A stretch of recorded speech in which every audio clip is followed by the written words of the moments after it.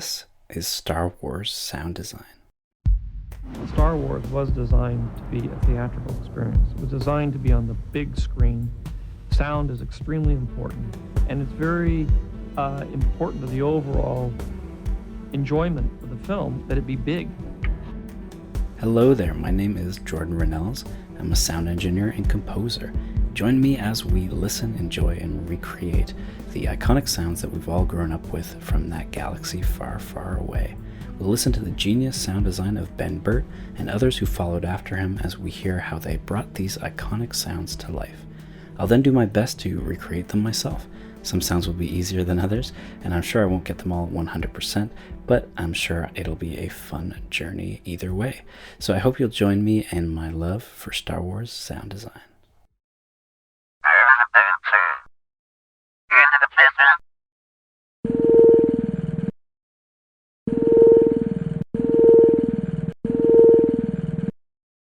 Kicking off our very first Droids episode, who can forget that fantastic introduction to The Empire Strikes Back? There are actually two elements we're going to be exploring for this sound. The first is the monitoring sound, you could say, that the Droid uses as it moves around and searches for the rebels. The second is the vocalization that we hear as it scans the area. Now, as we go through these episodes, we'll be coming back again and again to the ARP 2600, the ARP 2600 synthesizer that Ben Burtt used for many of the iconic sounds, R2-D2, the Droid, the Torture Droid, and the Death Star, and many more elements. This synthesizer is important because when it was originally built in 1971, most if not all semi-modular synths like this all had to be wired by the user, so they would be different elements and you would have to wire it all yourself to put it together. The ARP 2600 did things differently and actually had internal wiring already done, making it a bit easier to use and experiment with. Now, I don't have an actual ARP 2600 because they're slightly hard to find and pretty expensive, but another company, Behringer, has actually released a clone of the ARP 2600 that replicates the sound really, really well. So we'll be using that for these episodes, unless by some miracle I happen upon one of the original units, but this is plenty great on its own. So that's how Burtt got this monitoring sound.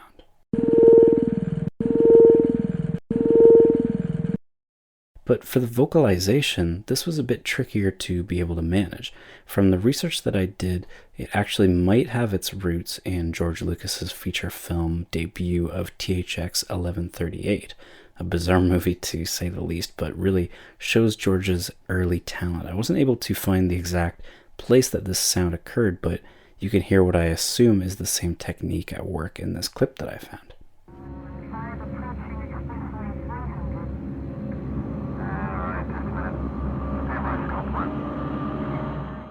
Pretty cool. It could have been that the actual sound was taken from outtakes or other parts of the movies, or that the technique was just used again for Empire Strikes Back with different kind of mumbly dialogue underneath. So with that little bit of history in mind, let's explore how to build these sounds ourselves after we have a quick word about Star Wars sound design Slack.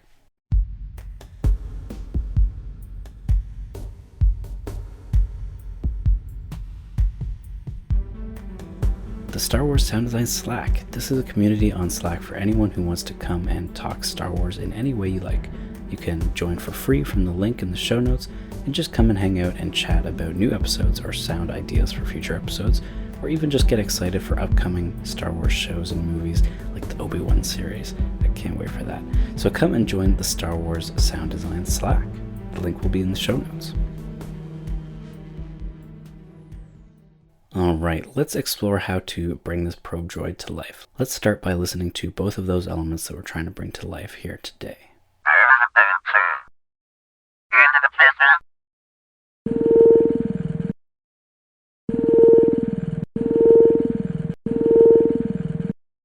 So these were a lot of fun to try and build.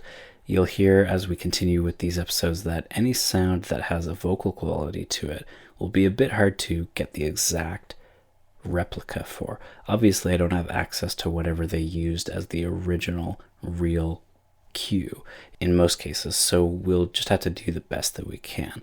But let's dive into this vocal element of this Droid.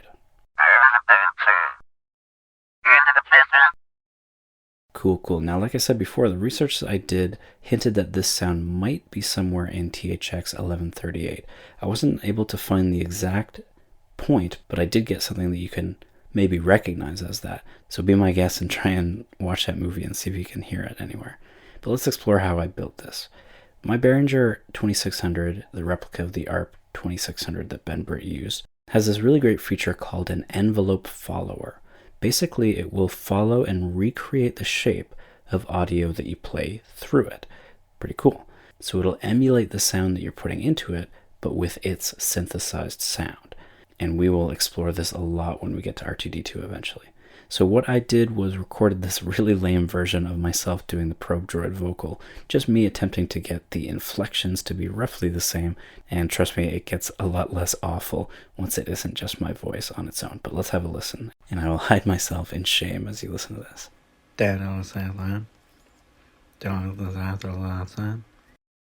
Alright, so it just sounds like me making weird, unintelligible sounds. Cool. I played around with the pitch of these a little bit and then added an effect that makes it sound a little bit like it's playing over an old vinyl record.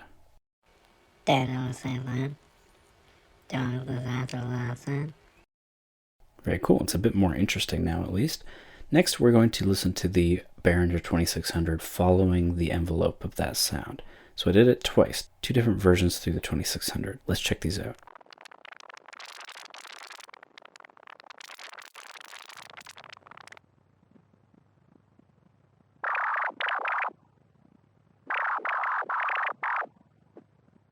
Pretty cool that you can hear how it imitates my vocal inflection there. This is where things really get interesting. We're going to take those 2 sounds and then layer them. And then I'm going to also layer my weirdly tuned and lo-fi sounding vocal. Then I'm going to run them both through my trusty program that I used in the last episode called Morph, which will glue them all together as if they're the same source. So check this out.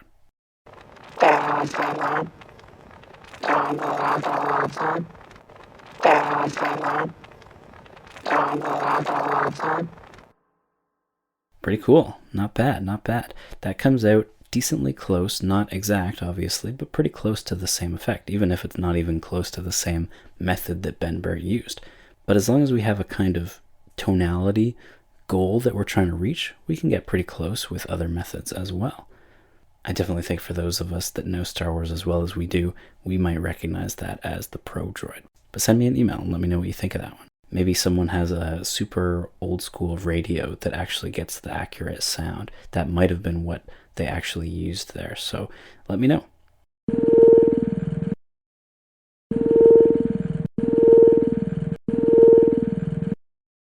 Alright, so for this one, I did something a little bit different. This one is definitely using the ARP 2600, so my Behringer can do the trick as well. So this one was a bit of a process of just playing around and finicking with it until I get the right tempo, the right pitch that I'm aiming for to match it to the original. So I listened to the original and then mine at the same time, and I just tried to finesse it into sounding the same or as close as I could. So I thought it would be fun to just play for you that process. I recorded it all in real time. It took me about 10 minutes or so until I got something that I actually thought was decent, and I've condensed that down a little bit so that you're not just waiting while I try and figure out what I'm doing most of the time. So using my keyboard to start the sound and then letting the synth do its work, you can hear from the sample that I got decently close. And you can check out a small video of me doing this process on Instagram as well, so check that out. Let's have a listen.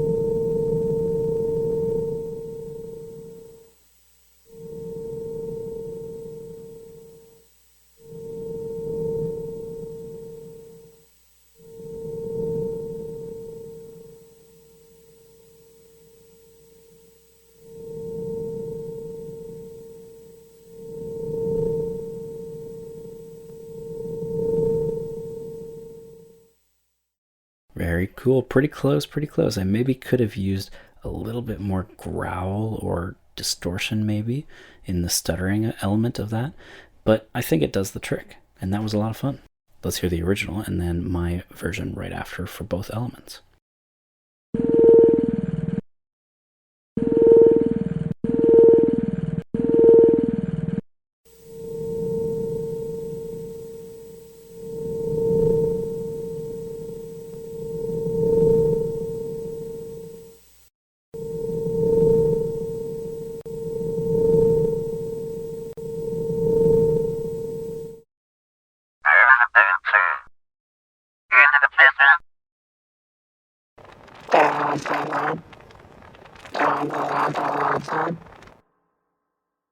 Not bad.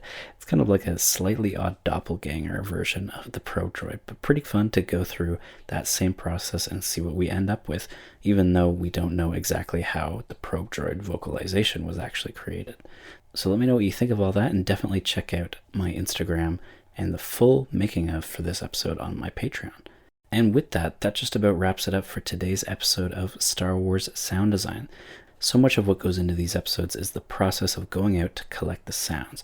You get to go out into the real world, hunt these things down, find the props and vehicles and natural phenomenon that Ben Burtt used as well, and in some cases going out and using sound design libraries if I have to for obscure animals and props and whatnot like that I can't get my hands on.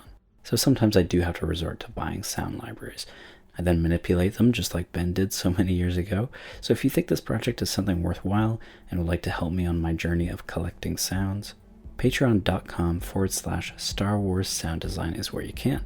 It's only $3 and you get a ton of extra stuff. I've already uploaded a couple making of videos, the Tatooine Planet episode, and so much more on the way. So I really appreciate it if you can help out, but really sharing the podcast is as much of a help as well. So thank you for that.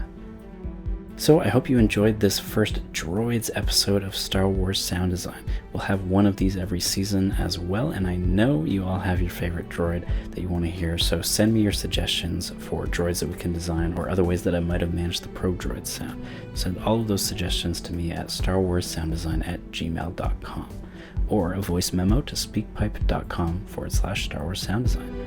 Next week, we have our Creatures episode, where we'll be talking about